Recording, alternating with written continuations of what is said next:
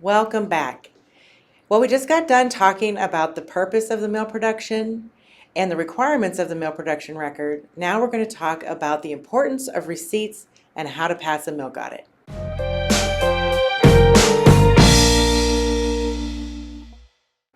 Okay, so receipts are not how you get paid, but they are necessary to show where your CACFP money went and to document that you bought the foods listed on your meal production record. So what do I mean when I said show where the money went? Well, this is what we call nonprofit food service. It's when basically you cannot profit from the CACFP. All your funds must go back into the food program. You can submit costs that relate to the food service, like food and milk receipts, pay stubs, and time distribution records for people who operate the food service. And also, you can submit non-food receipts that are connected to the food service, like paper plates, cups, napkins, and even some cleaning supplies. If your site received $2,000 from the CACFP, at a minimum, you must submit enough receipts to equal $2,000. So time distribution reports are completed by the employee and their supervisor, documenting how many hours were spent operating the food service.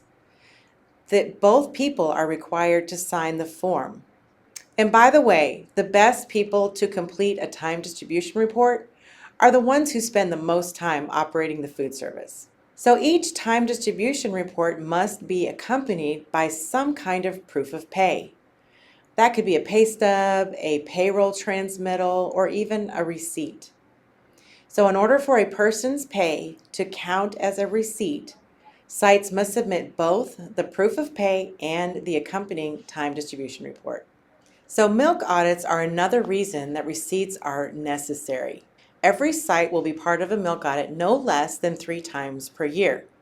So how we do the milk audit is we're going to take your actual meal counts for breakfast, lunches, and if you serve suppers.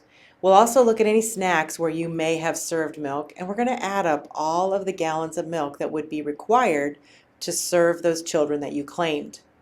Then what we're going to do is compare that number of gallons to the receipts that you've sent in, and you must have purchased at least the same number of gallons needed in order to pass your milk audit. If you didn't pass your milk audit, your site advocate will give you a call and let you know that you didn't pass, and then we'll give you a chance to help correct that. You may have missed something, and that's why you didn't pass. So let's talk about what might cause you to not pass your milk audit. Well, first of all, if you don't send all of your milk receipts in, you won't pass your milk audit. Some of you run to the corner store and grab some gallons of milk because you're short, and you forget to turn those receipts in. Remind all of your employees to turn in every milk receipt so that you can turn it in for the CACFP. Another reason you might not pass your milk audit is if your parents provide any other milk to their children. You might have a child has a special diet and the mom wants to bring their other milk, and that might cause you to not pass the milk audit. So we will just need to record that as well. So be sure to submit documentation of these transactions to serve as a receipt. Make sure that you include the name, the date, the type of milk, and how much was received, as well as a phone number of the person donating the milk so that we can check it out.